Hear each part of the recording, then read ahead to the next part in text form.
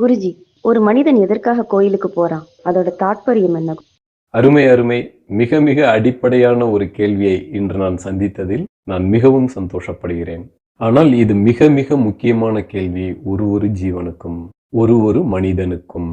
ஓடித் திரிந்து விளையாடிக் கொண்டு இருக்கும் ஒரு கன்றுக்குட்டி சிறிது நேரம் கழித்து தாயிடம் வருகிறது. தாயின் மேல் படுத்துக் கொள்கிறது.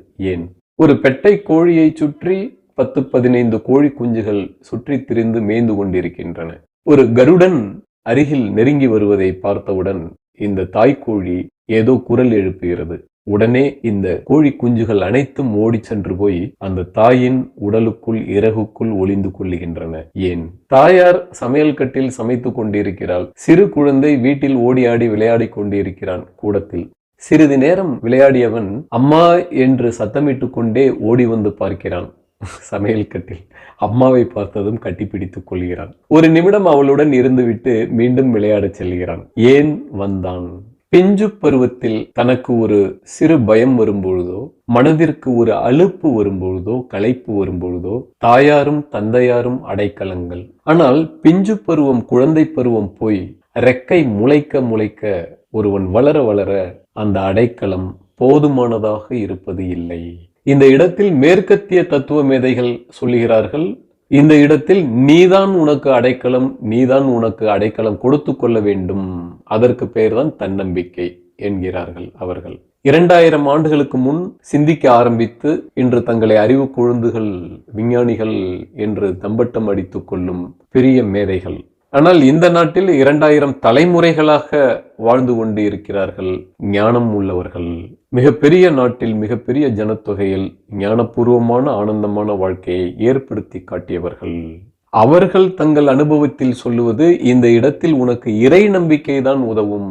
பெற்றோர்களால் அதற்கு பிறகு உதவ முடியாது. பெற்றோர்களின் அடைக்கலம் உனக்கு போதுமானதாக இருப்பது இல்லை. ஆனால் உனக்கு அடைக்கலம் தேவைப்படுகிறது. அங்கே இறைவனும் இறைவியும் தான் உனக்கு பெற்றோர்கள். அவர்களின் அடைக்கலமே உனக்கு திருப்தியை தரும். அவர்களின் அடைக்கலம் உனக்கு அவசியம்.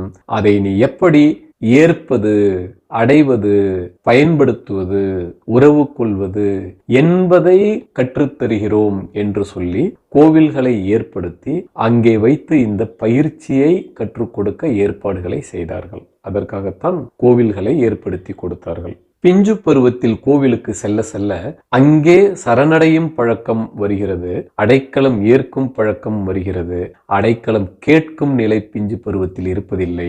அவர்கள் பெற்றோரிடம்தான் அடைக்கலம் கேட்பார்கள். ஆனால் கோவிலில் பயிற்சி கிடைத்து கொண்டே இருக்கிறது. அது திருமணத்திற்கு பிறகு அல்லது திருமண பருவத்திற்கு பிறகு இல்லற பருவத்தில் சிறந்த அடைக்கலமாக இருப்பதை அவர்கள் பார்க்கிறார்கள்.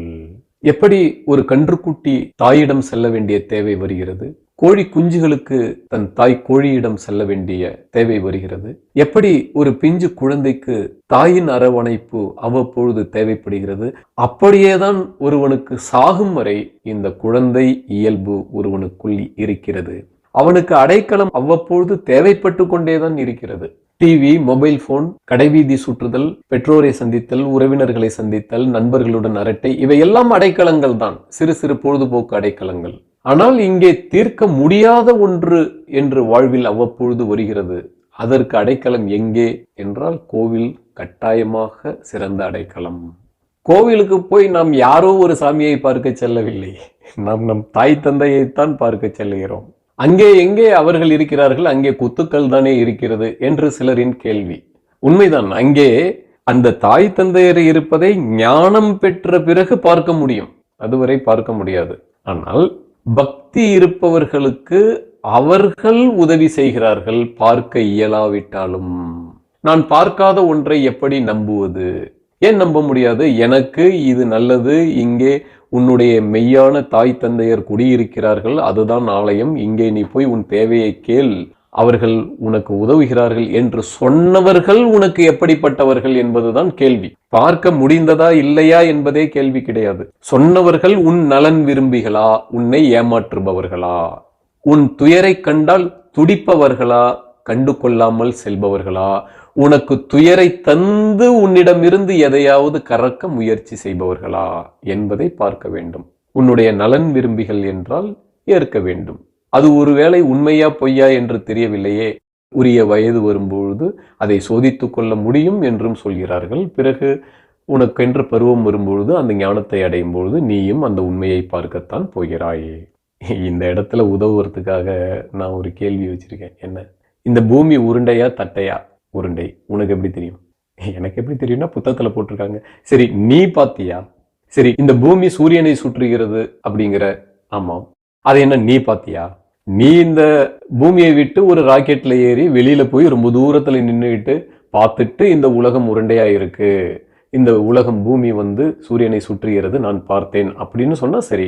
நீயும் பார்க்கல, உனக்கு பாடம் நடத்தின வாத்தியாரும் பார்க்கல, அந்த புத்தகத்துல அச்சடிச்சாரே அந்த ஆசிரியர் குழுவுல இருக்கிறவங்களும் வெளியில போய் பார்க்கல. எல்லாம் யாரோ சொன்னாங்கன்னு தானே எழுதியிருக்கிறாங்க, அதை தானே நீ நம்புற.